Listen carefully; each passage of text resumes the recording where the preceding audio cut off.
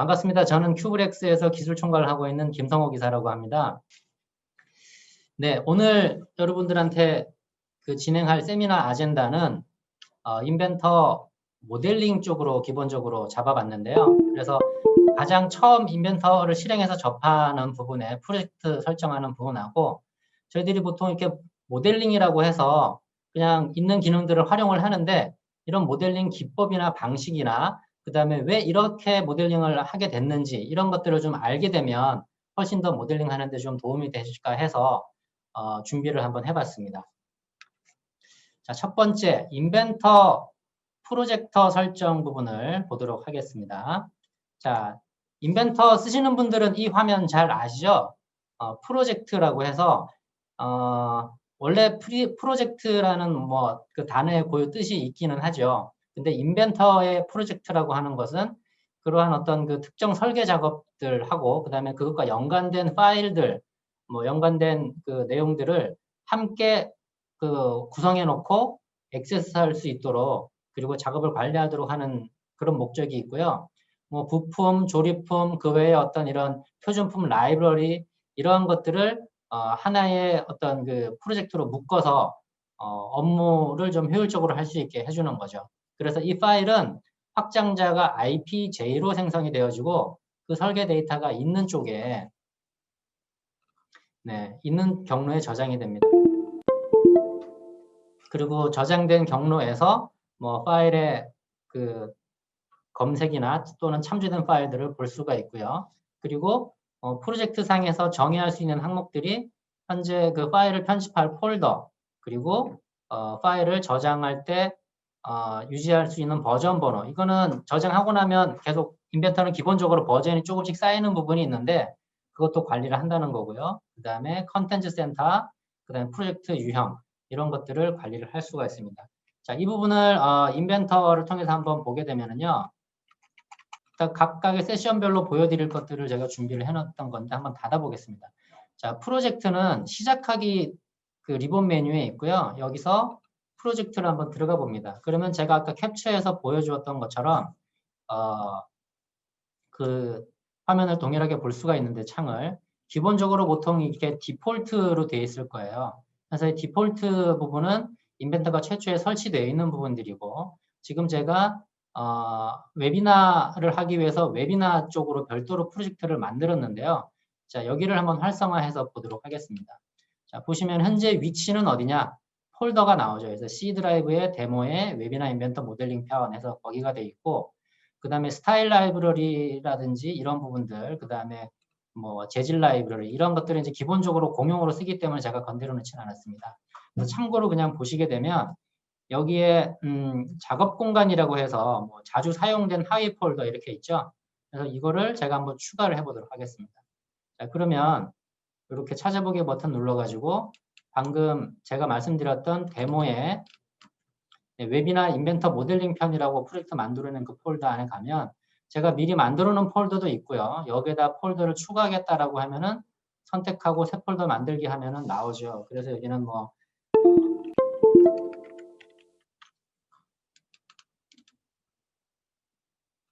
이름을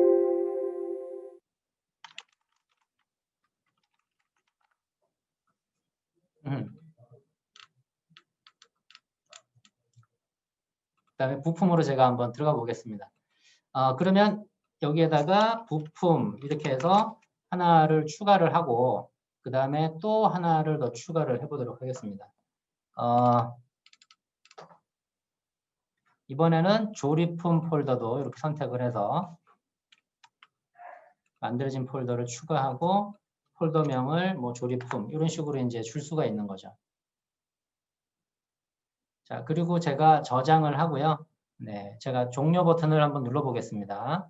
자, 이렇게 했을 때 파일을 열기나 새로 만들기를 했을 때 열기를 눌러보면 제가 아까 자주 사용된 폴더에다가 이렇게 지정한 부품 조립품 폴더가 있는 걸 볼 수가 있고요. 작업 공간으로 지정된 폴더에 제가 작업했던 파일들이 있는 거를 이렇게 보실 수가 있습니다. 화면으로 들어왔는데요. 여기 보시면은 자주 사용된 하위 폴더에 이렇게 추가해 놓은 내용들이 그 부품, 조립품 이렇게 추가해 놓은 부분들이 보이는 것을 알 수가 있습니다. 다시 한번 좀 설명을 드리면은, 네. 자, 정의 항목에 파일을 편집할 폴더라든지 유지할 버전 번호가 들어간다고 되어 있고 컨텐츠 센터 구성이라든지 프로젝트 유형을 잡는다고 되어 있죠. 그래서 지금 안에서 인벤터 내에서 보시게 되면 현재 프로젝트를 뭐 단일 사용자가 진행을 하는 건지 볼트를 설치했을 때는 뭐 볼트 사용자로 바꿔주시면 되고 그 다음에 현재 프로젝트의 메인 위치가 여기다라고 되어 있는 겁니다.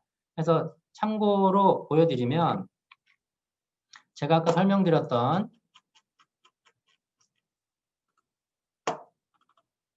네, C 드라이브의 데모에 웹이나 인벤터 모델링 편 들어와 보면은 여기서 이제 작업이 된다라는 거고 아까 제가 만들었던 인벤터 프로젝트 파일이 여기에 있는 것을 확인할 수가 있습니다.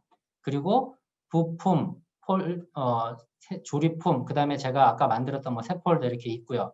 그리고 파일들을 만들 때 버전들이 저장된다고 했는데 제가 이 파일들을 쭉 만들면서 봤더니 올드 버전이라고 만들어지고 자동적으로 이렇게 파일들 뒤에 숫자가 붙어서 저장이 되어지거든요. 그래서 이거는 원본이 손상이 됐거나 실수로 완전히 지워버렸거나 했을 때 아니면은 뭐 인벤터가 부지불식간에 종료가 됐다든가 그랬을 때는 항상 내가 작업하는 인벤터 프로젝트 폴더의 그 하이 폴더에 있는 올드 버전을 들어가 보면 이런 식으로 파일들이 이전 버전들이 저장된 것을 확인할 수가 있습니다. 아울러서 여기에 있는 IPJ 파일도 백 파일이 만들어져 있죠. 그래서 이거는 여러분들이 잘 아시는 것처럼 확장자 백 지워주면은 이제 프로젝트 파일로 다시 활용을 할 수가 있는 거죠.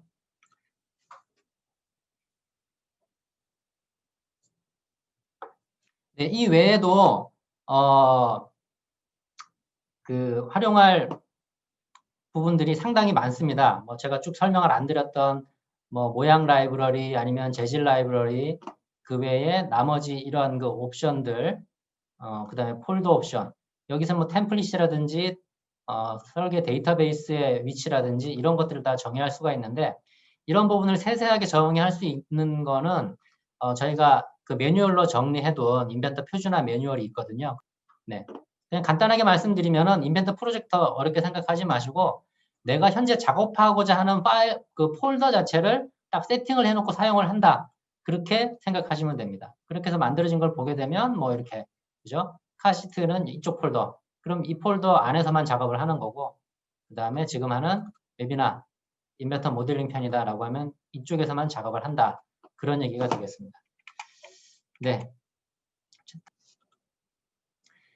네. 그러면 그 이번 세미나의 주제이기도 하죠. 3D 모델링, 그 인벤터의 모델링 기법에 대해서 설명을 드리도록 하겠습니다. 이걸 엄밀하게 세부적으로 표현을 하면은 피처 기반의 파라메트릭 솔리드 모델링이라고 얘기를 하거든요. 그래서 이렇게 뭐 피처, 그 다음에 파라메트릭, 그 다음에 솔리드 이런 것들이 무엇을 의미를 하는지를 하나하나 설명을 드리도록 하겠습니다. 네, 3D 모델링의 종류 이거는 많이들 이제 들어보셨을 거예요. 와이어프레임, 그 다음에 서피스, 그 다음에 솔리드 이렇게 보통 세 가지로 표현을 하죠. 그래서 그 중에서 오늘은 인벤터 모델링 중에서 솔리드 모델링 하는 쪽을 알아볼 거예요. 솔리드 모델링. 자, 그러기에 앞서서 잠깐 보시게 되면 자, 하나하나 한번 열어보겠습니다. 자, 그러면 와이어프레임은 뭐고 서피스는 뭐고 솔리드는 뭐냐? 그래서 와이어프레임은 뭐 흔히 말하는 그 말 그대로 와이어프레임인 거예요. 그러니까 엣지만 선으로만 모델링을 했기 때문에 지금 보시는 것처럼 이렇게 3D로 모델링을 했어도 어느 쪽이 안쪽 면이고 어느 쪽이 바깥쪽 면이고 그리고 어디가 면이고 이런 그 규정이 사실은 이제 없는 거죠. 그래서 앞뒤를 구분을 할 수가 없어요. 그 다음에 안쪽 면, 바깥 면을 구분할 수 없습니다. 근데 다만 보시는 것처럼 이렇게 각각의 와이어프레임으로 모델링이 되어 있는 것을 알 수가 있습니다. 자, 그 다음에 두 번째로 서피스 모델링은 그러한 그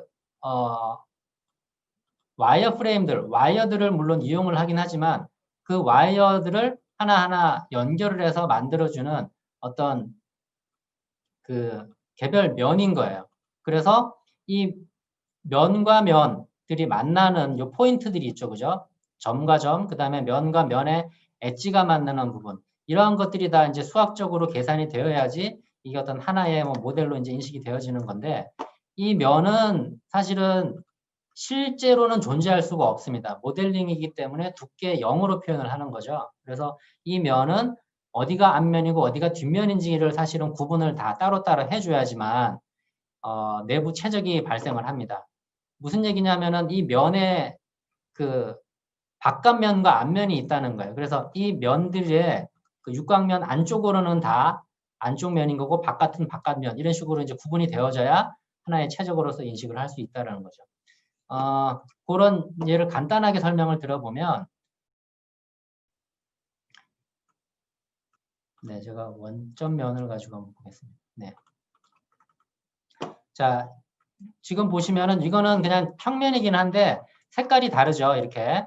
이쪽이 바깥면 쪽에 플러스 Z 방향인 거고 이쪽이 마이너스 Z 방향, 즉 안쪽 면인 거예요. 그래서 이 면들은 모든 그 지금 밖으로 보이는 면들이 밝은색으로 보이는 부분들이 다 바깥쪽 면이어서 어떤 그 내부 최적을 이제 인식할 수 있게 되는 그런 부분입니다. 그리고 제가 이렇게 평면인 형태를 공면으로 해서 보여드렸지만은 또 자유공면, 뭐 자동차 외관이라든지 아니면 뭐 세탁기의 그 위에 있는 그 도어 쪽 뚜껑 부분이라든지 이런 공면들이 들어가는 것들도 모델링을 할 수가 있습니다. 자, 그 다음에 솔리드 모델링이라고 하는 거는 최적을 인지할 수가 있어요. 서피스 같은 경우에는 이 내부 최적을 계산을 하기가 어렵습니다. 불가합니다. 해서 프로퍼티를 보게 되면 물리적인 특성에서 중량이나 이런 것들이 안 나와요. 근데 솔리드는 최적이 계산되어지기 때문에 이런 물리적 특성들을 확인을 할 수가 있는 거죠. 그래서 말 그대로 솔리드 모델링은 어떤 영역 내부가 꽉 차 있는 형태로 인지를 하는 그러한 모델이 솔리드 모델링이라고 할 수가 있겠습니다.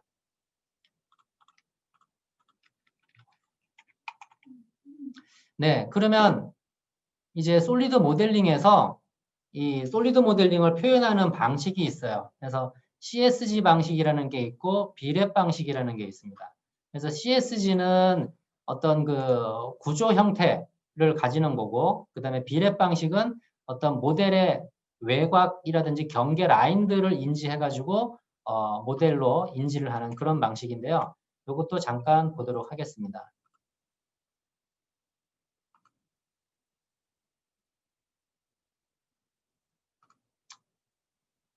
네. 먼저 그러면은 이 부분을 보도록 하죠. 그래서 솔리드는 아까 말씀드렸던 대로 그 CSG 방식은 이러한 기본체, 뭐 육면체라든지 아니면은 원기둥, 아니면은 이런 구, 아니면 이런 그 원뿔, 이러한 그 기본체를 가지고 부을 연산을 하는 형태로 해서 모델링을 합니다. 그러니까 모델을 더하고 빼고 그렇게 한다라는 거죠. 그리고 이 비랩 방식이라고 하는 거는 제가 얘는 현재는 솔리드 모델이지만 제가 면을 하나, 이쪽 면을 한번 이런 식으로 삭제를 한번 해보겠습니다. 면을 지워보면은 이런 식으로 네, 공면 모델이 된 거랑 동일한 형태로 지금 보시면은 공면 모델로 바뀌어 있죠. 다시 한번 볼까요?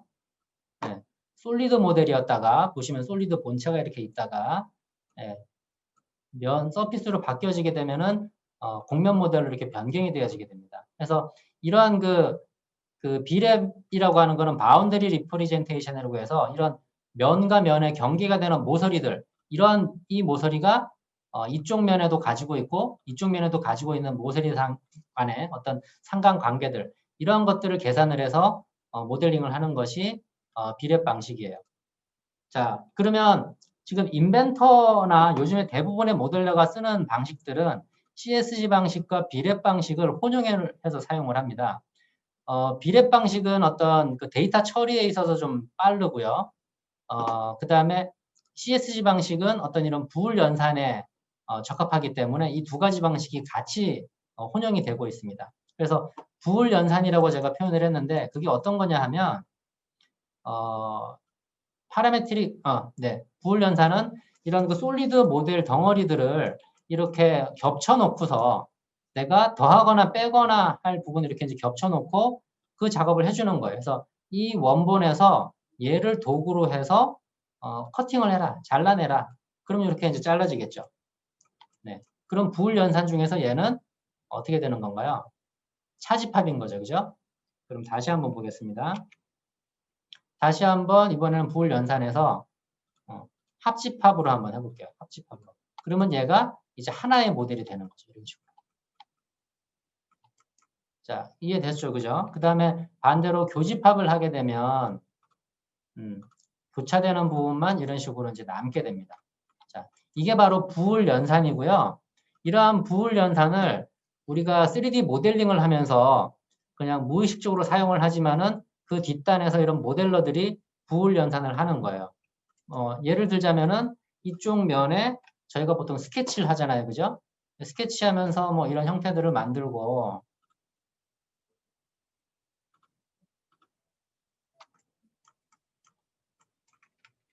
이거를 돌출 뭐 이런 형태로 우리가 모델링을 하지 않습니까? 네. 아래로 내리면은 커팅인 거죠. 여기 보시면 아까 부을이라고 이제 뭐 유심히 보셨던 분들은 여기서 부을이라는 단어를 보셨겠지만 뭐 일반적으로 작업을 하면 그냥 못 보고 넘어갈 수도 있어요. 이런 식으로 합집합, 차집합, 교집합 이런 식으로. 네. 보시면 이런 파라메트릭 모델링 소프트웨어들에서는 이렇게 스케치 형상이던 이런 것들을 이용을 해가지고 뭐 자연스럽게 부을 연산을 하고 있는 거예요. 그래서 예전에 가지고 있던 이 CSG 방식의 모델링 방식을 그대로 적용을 해서 사용을 하고 있다. 라고 그렇게 이제 보시면 될 것 같습니다. 네. 그래서 이 CSG 방식은 부을 연산을 통해서 그 모델링을 만들어 나가는 거고요. 그 다음에 비랩 방식은 그 포인트, 정점이라든지 엣지라든지 면과의 상관관계를 맞춰가면서 표현을 한다. 그렇게 보시면 될 것 같아요. 그리고 인벤터나 대부분의 모델링 소프트웨어들은 이 두 가지를 혼용을 해서 쓴다. 그렇게 보시면 되겠습니다. 자, 그 다음에 인벤터 화면에서 피처라는 것도 아마 보셨을 거예요. 그래서 피처는 어떤 거냐? 인벤터에 보시면은 네, 지금 보시면은 피처가 크게 이렇게 구분이 되어 있습니다. 작성 쪽에 피처가 있고요. 그 다음에 수정 쪽에 피처가 있고, 그 다음에 작업 피처라고 이런 식으로 있습니다. 여기에 대해서 잠깐 설명을 드릴게요.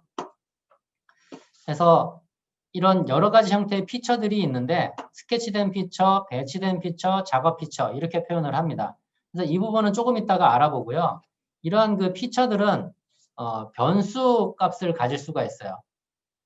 4개 변수와 그 다음에 피처들이 모자 관계, 그러니까 차일드 페어런트 관계를 가지면서 모델링이 되어지는데 이 부분을 제가 조금 설명을 드릴게요.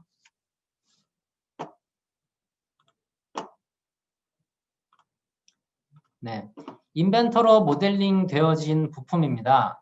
자, 지금 보시면은 돌출 피처, 목깎이 피처, 또 돌출 피처, 뭐 목깎이 피처, 돌출, 그 다음에 구멍 피처 이런 식으로 피처로 구성이 되어 있어요. 그래서 피처라는 거를 뭐 단어를 찾아보시면 뭐 용모 이런 그 어떤 개인을 특정화할 수 있는 어떤 특징 이렇게 표현이 되어 있는데 왜 그렇게 표현을 하냐 하면 아까 이 CSG 방식에서 부을 연산을 할 때는 뭔가 구분이 없잖아요. 그죠? 그런 형태들을 다 모델링을 일일이 한 것들을 갖다 놓고 했어야 되는데 피처라고 하는 거는 내가 어떤 형태인지 그리고 어떤 값을 갖고 있는지를 알고 있다라는 거예요. 그래서 여기 있는 뭐 구멍 피처를 한번 볼게요.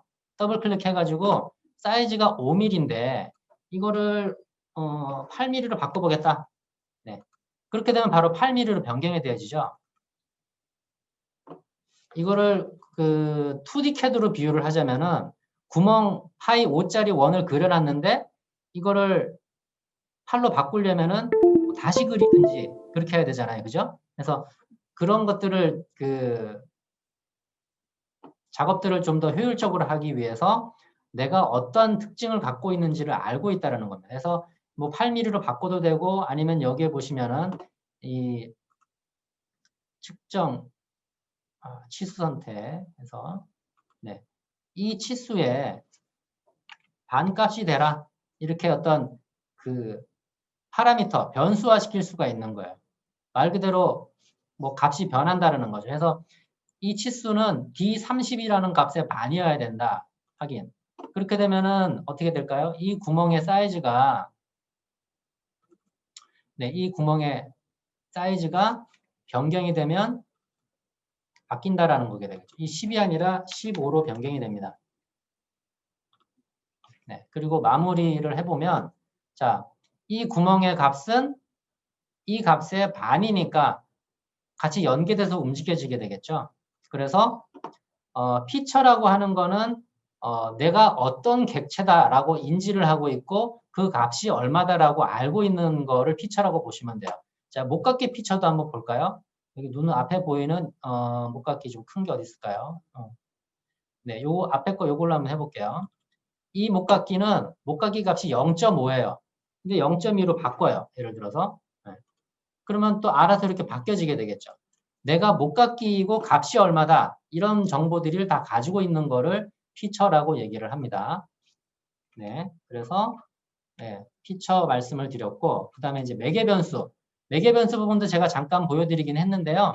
보시면은 이 구멍의 사이즈가 다른 특정 값에 무조건 반이다 라고 해서 이제 변수화 시킨 거예요. 그래서 그 인벤터 내에 그 관리 탭에 보면은 이러한 그 매개 변수를 핸들링을 할 수가 있습니다. 되게 복잡하죠. 예. 근데 이거는 어떤 기반을 가지고 작업을 하다 보면은 오히려 활용하기 쉬운 형태가 되어집니다. 그래서 이 스케치 부분을 한번 볼게요. 자, 여기도 제가 값을 좀 크니까 좀 줄여놓고, 자, 여기도 보면 5.25라는 값, 그 다음에 1.935라는 값이 같은 값이고, 이게 항상 같이 움직인다라고 하면은 이 값은 이 값은 얘랑 동일한 값이다. 그죠? 그렇게 해놓고 나서 이 값을 2mm 바꾸면 같이 움직이죠. 네. 이렇게 줄 수가 있어요. 그러면 이렇게 해서 어떤 뭐 변수들을 줘놨다라고 했을 때 어떻게 연관되어 있는지를 모를 수가 있죠. 그걸 일일이 찾아야 되니까. 그럴 때는 이 빈 그 화면 영역에서 마우스 우클릭한 다음에 치수화면 표시를 표현식으로 바꾸면 됩니다. 표현식. 그러면 이렇게 수식이 나와요. 그래서 D37은 D40이랑 같네? 그럼 D40 여기 있죠. 그죠? 이렇게 볼 수가 있는 겁니다.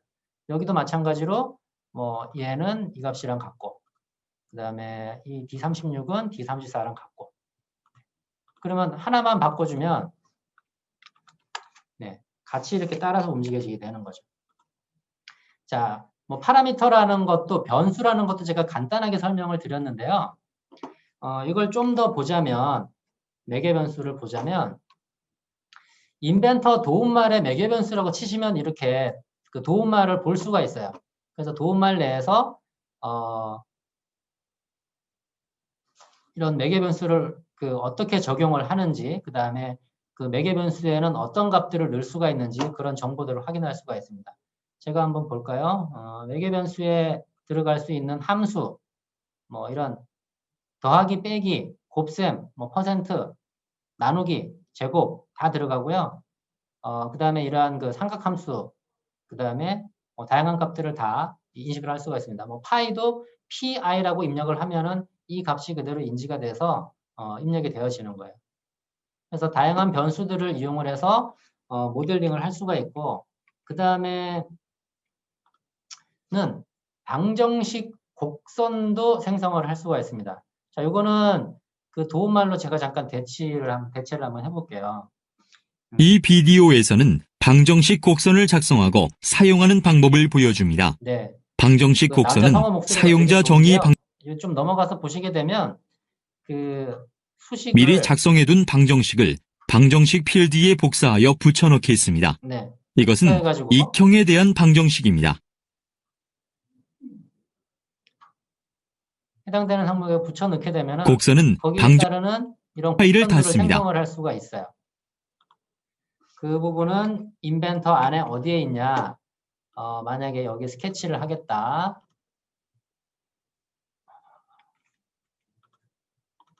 스케치. 네, 단축키로 쓰겠습니다. 그러면 선을 그리는 부분에 선 메뉴에 보시면 방정식 곡선을 해서 방정식을 여기 입력을 해서 생성을 할 수가 있습니다. 그래서 그거는 제가 이 자료 파워포인트 발표 자료는 공유를 해드릴 테니까 여기에 링크를 따라가서 확인을 해보시면 될 것 같습니다. 그래서 단순하게 우리가 뭐 모델링 쪽에서 이제 활용을 하는 범위를 좀 넘어서서 보다 전문적인 어떤 그 방정식을 통한 곡선을 이용한 어떤 프로파일을 만들어야 된다. 그러면 이런 방정식을 이제 활용을 할 수가 있는 거죠. 자, 다음은 이제 아까 그 잠깐 설명드렸던 피처 부분을 한번 추가로 또 설명을 해드려 보겠습니다. 피처 아까 제가 3가지 있다 그랬죠? 스케치된 피처, 그 다음에 배치된 피처, 그리고 작업 피처입니다. 먼저 스케치된 피처를 보시게 되면은 이 스케치는 말 그대로 그 2D의 어떤 단면을 그린 다음에 그걸 회전을 하든지 스윕을 하든지 아니면 돌출을 하든지 해서 3D로 이제 만들어주는 거예요. 그러다 보니까 이 어떤 그 모델을 그리기 위한 어떤 그 스케치 자체를 형태를 정의할 필요가 있겠죠. 그 형태를 정의하는 거를 구속 조건이라고 표현을 하는데 그 구속 조건이 2가지가 있어요. 기하 구속하고 치수 구속. 그래서 그거에 대해서 한번 설명을 드리도록 하겠습니다.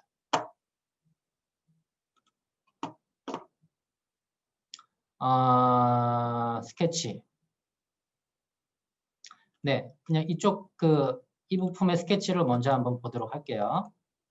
자, 여기 보시면 이 스케치는 완전하게 구속됐는지를 볼 수 있는 거는 그 우측 하단에 인벤터 화면에 보게 되면은 뭐 완전하게 구속됨 이렇게 표시가 될 거고요.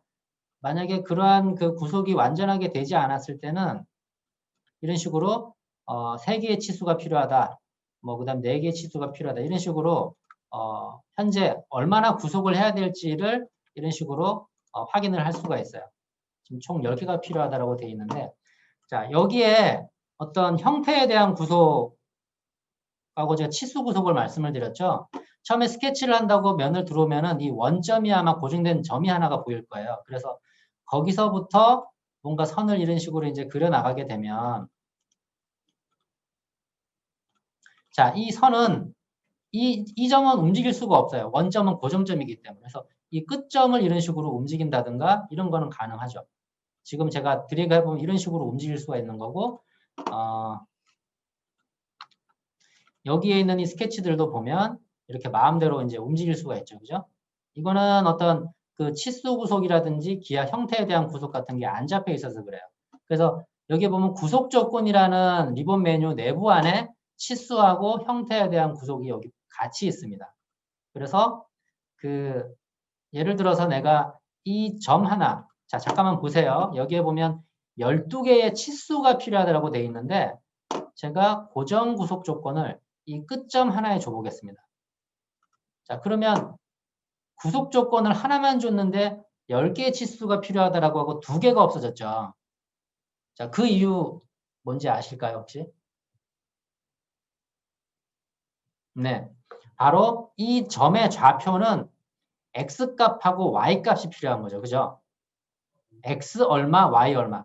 평면이니까 Z값은 없는 거고요. 그렇기 때문에 X 하나, Y 하나가 없어졌기 때문에 그 X, Y를 구속했기 때문에 2개가 사라진 거예요. 그래서 2개가 없어졌다라고 나오는 겁니다. 그죠? 2개. 재밌죠? 저만 재밌나요? 네, 한번 치수를 한번 줘보도록 하죠. 네, 이렇게 들어가고 그러면 얘는 움직여 볼까요? 네.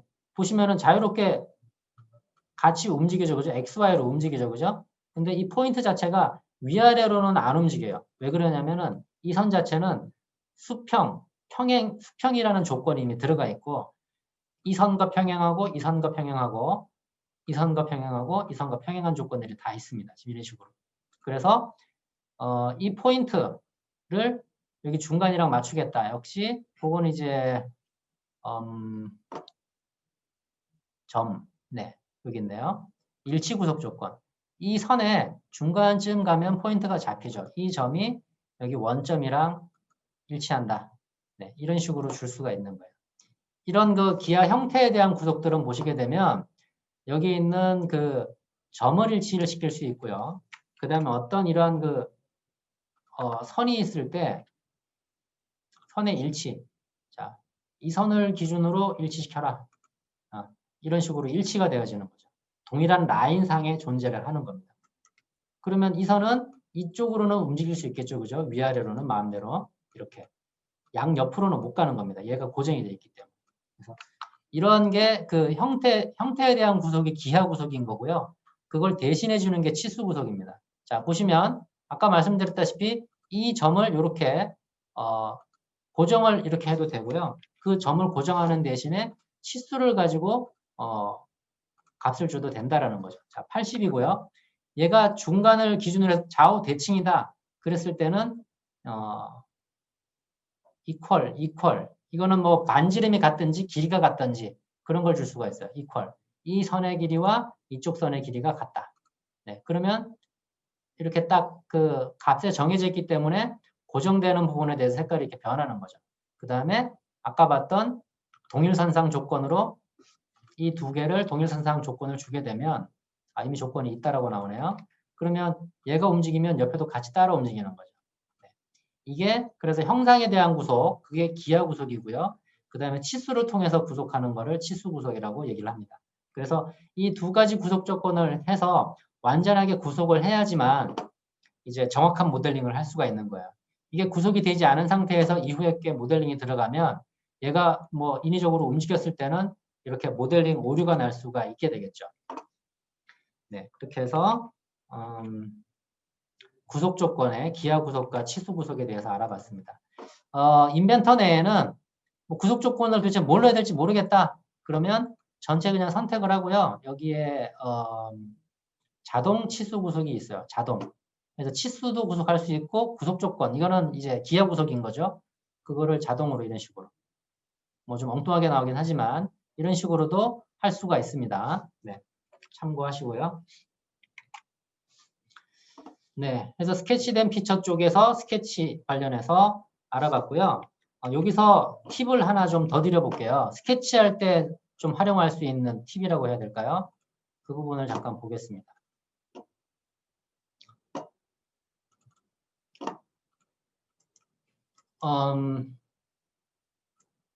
자, Shift 키랑 컨트롤 키랑 끝점을 드래그 하는 거. 요 세 가지인데, Shift 키는 뭐냐 하면은요, 제가 이 선에, 이 그 원에 탄젠트한 선을 이렇게 그리고 싶어요.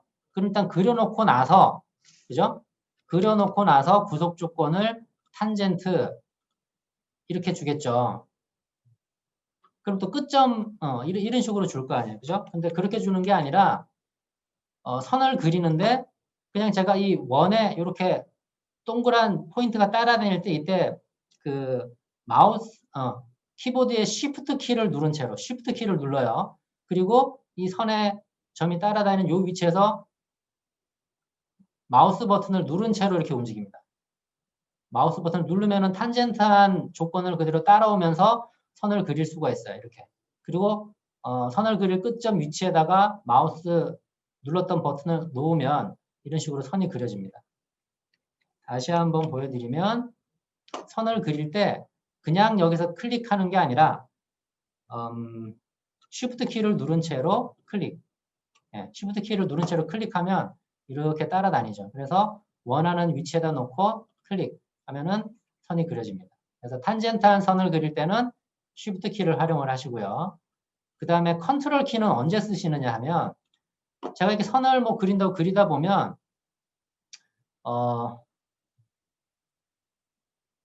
이 선에 대해서 보시면 평행 조건이 이런 식으로 자동으로 구속 조건이 들어가죠. 그죠? 아니면 수평이라든가 내가 근데 이런 평행 조건을 넣고 싶지 않아요. 그릴 때. 살짝 빗나가게 하고 싶다. 그러면 컨트롤 키를 누르고 움직여 보면은 상대 구속 조건들이 안 잡힙니다. 그래서 구속 조건을 자동으로 걸리지 않게 이렇게 그릴 수 있어요. 제가 지금 컨트롤 키 계속 누르고 있는 거고요. 이제 컨트롤 키 띱니다. 띄고 나서 이렇게 보면은 이 선에 대해서 뭐 지금 보시면 여기 평행 조건 이런 식으로 들어가지죠. 그죠? 그 다음에 또 이렇게 하다 보면은 평행 조건 뭐 들어가지고 그 다음에 네, 이 선도 평행 조건 들어가고 이런 식으로 조건들이 먹잖아요. 근데 이렇게 구속 조건을 안 넣고 싶다. 자동으로. 그러면 컨트롤 키를 눌러주면 컨트롤 키를 누른 채로 움직입니다. 네. 그러면 지금 보시는 것처럼 네, 조건을 먹지 않습니다. 네. 네, 이렇게 쓰시면 될 것 같고요. 자, 그 다음에 끝점 드래그는 뭐냐 하면 키홈이라든지 이런 그 슬롯을 그릴 때 좀 유용합니다. 그래서 선을 이렇게 그리고 그 다음에 선의 끝점 지금 그리고 있습니다. 선 명령으로. 그때 누른 채로 드래그를 하면은 이런 식으로 홀을 그릴 수가 있어요. 방향을 바꾸고 싶으면은 다시 이 원점에 와서 커서를 놓고 다시 커서를 누른 채로 내가 홀을 그리고 싶은 방향으로 마우스를 이렇게 움직입니다. 그죠? 제가 아래쪽으로 뭐 해보겠다. 누른 채로 바로 아래쪽으로 당기면은 네, 이런 식으로. 그래서 누르고 홀을 이렇게 그리고 놓고 또 여기서 네 끝점 찍고 드래그해서 드래그가 안 됐네요. 드래그해서 놓으면은 네, 바로 쉽게 이런 탄젠트 구속 조건까지 같이 들어간 슬롯을 쉽게 그릴 수가 있습니다. 자, 네, 끝점 드래그 네, 보셨죠? 자, 그 다음에는 이제 인벤터가 2020 버전에서는 이거 한번 지어볼게요. 제가 사각형을 그렸는데 이런 식으로 뭐 사각형을 그렸거나 아니면 원을 그냥 인위적으로 여기다가 이렇게 그려도 얘를 돌출을 하게 되면 이 프로파일 영역을 이런 식으로 자연스럽게 경계를 이렇게 인식을 할 수가 있어요. 근데 2020 이하 버전들은 이걸 사각형을 그렸기 때문에 이렇게만 인식이 되고 아니면 이렇게만 인식이 되지 여기 내부를 이런 식으로 인식을 할 수가 없습니다. 물론 업그레이드 하시면 좋지만 그렇지 못할 경우에는 어떻게 하시냐 하면 이거는 이제 예전에 그래서 예전 버전 사용할 때 썼던 기능이에요. 그러니까 이 인벤터 스케치에 보면은 점이 있거든요. 점.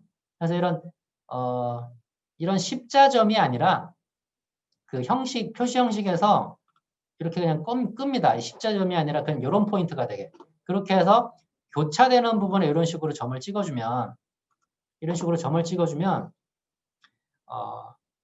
이렇게 그린 것처럼 인식이 돼요. 실제로 선이 끊긴 것처럼 인식을 해서 이거를 돌출 이렇게 하게 되면은 이런 식으로 이제 인지를 하게 됩니다. 네. 2020 이하 버전에서 2020 이상에서는 그렇게까지 하실 필요가 없는데 혹시라도 이하 버전 쓰시는 분들은 이런 포인트를 활용을 하시면 되겠습니다. 네, 다음으로는 이 배치된 피처를 설명을 드릴게요. 말 그대로 배치를 한다는 거죠. 스케치된 피처는 사용자가 스케치를 해야 되는 거고요. 그죠? 그러면 배치된 피처는 만들어진 형상에다가 작업을 하는 게 배치된 피처예요.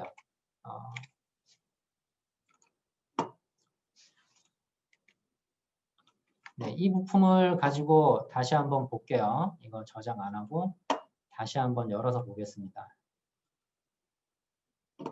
자, 배치된 피처가 여기 뭐가 있나요? 네, 보시면은 구멍이 있고 그 다음에 못닫기가 있고 못닫기는 없네요. 못닫기 피처를 한번 줘볼까요? 이쪽 구멍에다가 제가 못닫기 피처를 한번 줘보겠습니다. 못닫기 네. 1.5mm 네, 이렇게 한번 줘보죠. 네. 자, 제가 지금 어떤 모델링 작업을 하기 위해서 형상을 그린 게 아니에요. 그냥 있는 뭐 모서리를 이용을 하거나 해가지고 피처를 하나 생성을 해서 그냥 넣은 겁니다. 이런 식으로. 그래서 이걸 바로 이 배치된 피처라고 합니다. 그 배치된 피처는 이게 여기 인벤터 리본 메뉴에 3D 모형 쪽에 그 수정 부분에 있는데요. 자, 목깎이도 역시 마찬가지로 있는 모서리 선택을 해서 거기에다가 값을 주는 거죠. 그죠? 이런 식으로.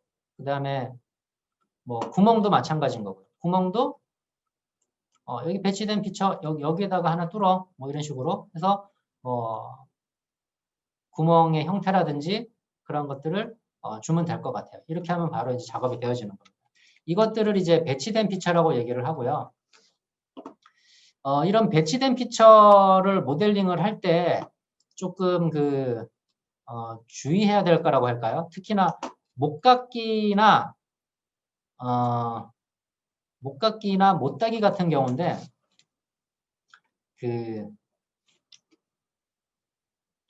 이 부분 모서리를 목깎기나 못따기를 할 때 이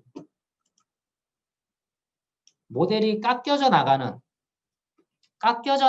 쪽을 대부분 이쪽을 먼저 모델링을 하는 게 좋습니다. 그리고 나서 그 다음에 이런 모서리 같은 경우에는 이제 살이 붙어야 되는 모서리인 거죠, 그죠? 이런 부분을 나중에 해야 되고 그런 어떤 순서적인 부분들이 존재를 합니다.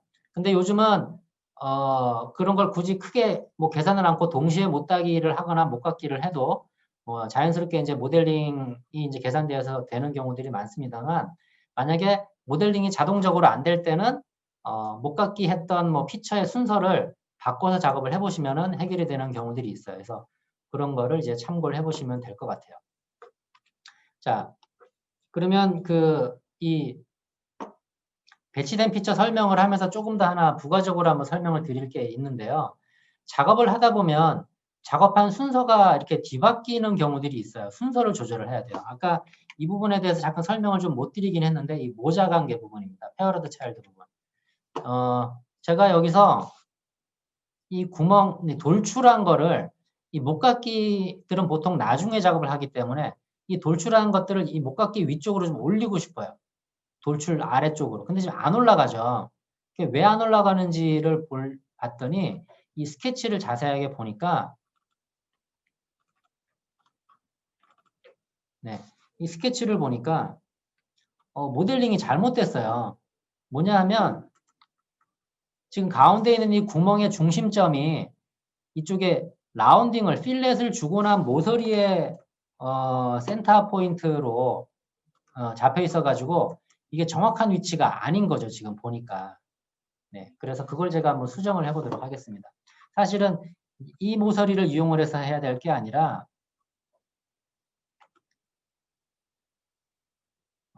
이 면 모서리를 이용을 해야 되는 거죠. 근데 이게 지금 작업이 안 되니까 제가 한번 요거를 이 라운딩 목깎이 한 거 위쪽으로 한번 올려보겠습니다. 지금 관계했던 투영된 모서리를 지었기 때문에 이 스케치를 이제 이동이 될 거예요. 네, 이렇게 올려놓고 돌출도 올려놓고 뭐 구멍도 올려놓고 한번 보겠습니다. 다시 일로 가서 보면 자 여기에 목깎이 하기 전으로 돌아왔으니까 이때 항상 투영으로 얘를 투영을 하고 그 다음에 구속 조건 뭐 얘랑 동심이다. 이런 식으로 주면은 이제 형태가 이제 맞게 되는 거죠. 자, 그래서 지금 아까 이 목깎이들 밑에 있던 돌출 5를 위로 올릴 수가 있었어요. 지금 제가 아까 올릴 때 안 올라갔었잖아요. 그죠?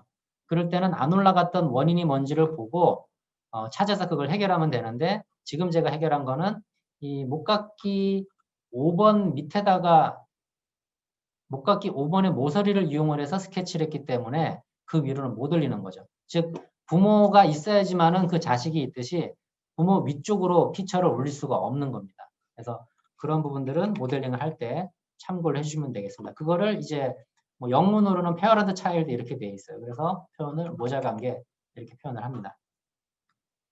어떻게 좀 작업하시는데 좀 도움이 되실 것 같습니까?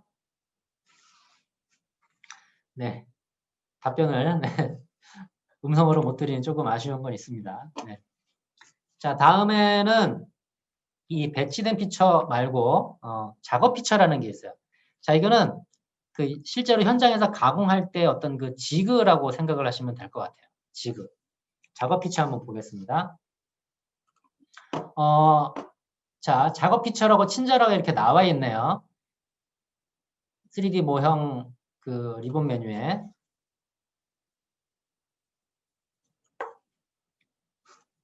자, 제가 작업을 하다 보니까 이 부품의 중앙 부분에다가 뭔가 스케치를 하거나 해서 형상을 추가를 하고 싶어요. 그러면 이 중간에 스케치를 할 수가 없죠. 스케치는 2D 스케치는 어떤 평면에 있어야지만 거기에 스케치를 할 수가 있잖아요. 그럴 때 필요하다면은 중간에다가 작업 평면을 만들고 거기에다가 스케치를 하면 됩니다. 그래서 작업 평면 만드는 방법은 중간에 만들려고 하면은 대칭이 되는 면을 각각 하나씩 선택을 해주면 됩니다. 이런 식으로. 그러면 중간에 바로 작업 평면이 만들어질 거야. 자, 그 다음에 여기는 또 뭐가 있을까요? 예. 45도 평면이 필요하다. 이 면과 이 면에 45도 평면이 필요하다. 그 중간 면이. 자, 그러면 이런 식으로 중간의 면이 만들어지죠. 이런 식으로 그 면들을 이용할 수가 있고요. 그 다음에 나는 이 모서리 이쪽 평면에서 한 뭐 50mm 떨어진 쪽의 평면을 만들고 싶어. 그러면 작업 평면 명령을 실행하고 면을 선택해 주면 됩니다.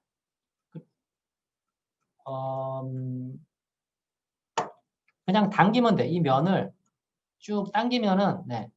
몇 미리? 뭐 아까 50mm라고 제가 말씀을 드렸으니까 네. 그럼 50mm 떨어진 작업 평면이 바로 나오는 거죠.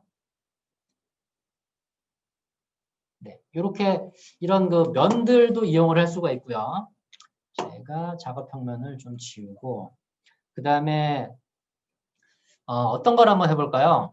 이쪽 그 큰 라운드진 면에 뭐 45도나 경사진 어떤 구멍을 뚫고 싶다. 그럴 땐 그럼 작업을 어떻게 해야 되느냐 알려드릴게요.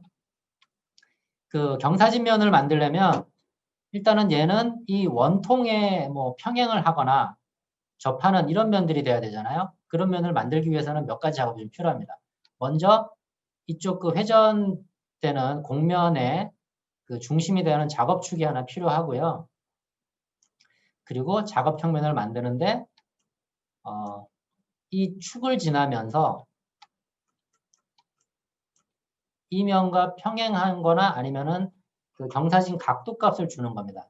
이렇게 아까 제가 45도 말씀드렸으니까 45도인 작업 평면을 먼저 만들고 나서 그 다음에 평면을 만드는데 이 면과 평행하면서 이 실린더에 접하는 작업 평면을 만드는 거예요. 이런 식으로.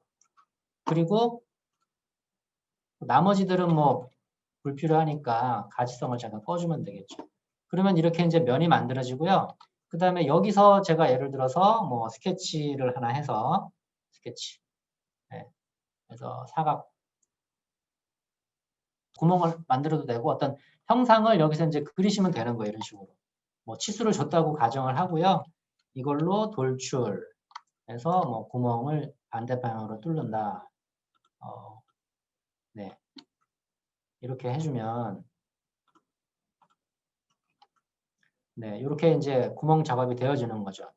그리고 아까 말씀드렸던 대로 피처 기반이고 파라미터가 있기 때문에 이 작업 평면에 각도 값이 아까 있었어요. 그죠? 얘를 조금 뭐 이렇게 각도를 변경을 하면은 거기에 따라서 형태도 또 바뀌어지는 거죠. 네, 그래서 그 일반적인 형태에서 뭔가 피처 작업들을 할 수가 없을 때 이런 그 보조 역할, 지그 역할을 해주는 것들이 이러한 그 작업 피처입니다. 네. 그리고 이런 것도 할 수 있어요.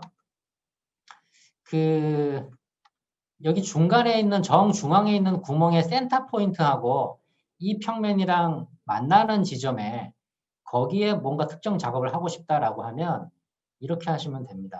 뭐 이건 경우의 수가 워낙에 많기 때문에 지금 것들 예로 들어서 응용을 하시면 좋을 것 같아요.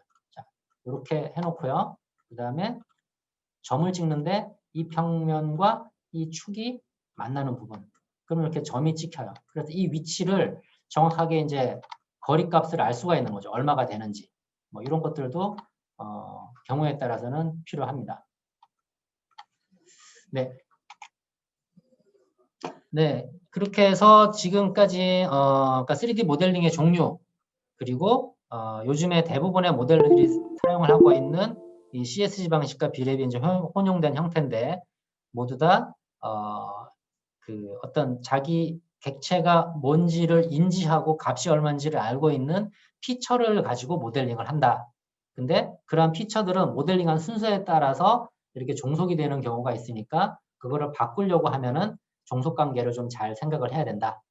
라는 거고, 그러한 피처들은 뭐 스케치를 해서 만들 수도 있고, 그 다음에 만들어진 그 모델에다가 배치하는 뭐 구멍, 뭐 스레드, 그리고 뭐 못깎기, 못따기 이런 것들이 있고요. 그 다음에 이런 그 모델이 가지고 있지 않은 어떤 위치에서 스케치를 해야 된다거나, 그랬을 경우에는 이런 작업 피처를 이용해서 위치를 잡는 방법, 거기에 대해서까지 한번 쭉 봤습니다. 네, 지금까지 경청해 주시느라고 수고 많으셨고요. 다음번에는 조금 더 알찬 내용으로 준비해서 또 여러분을 찾아뵙도록 하겠습니다.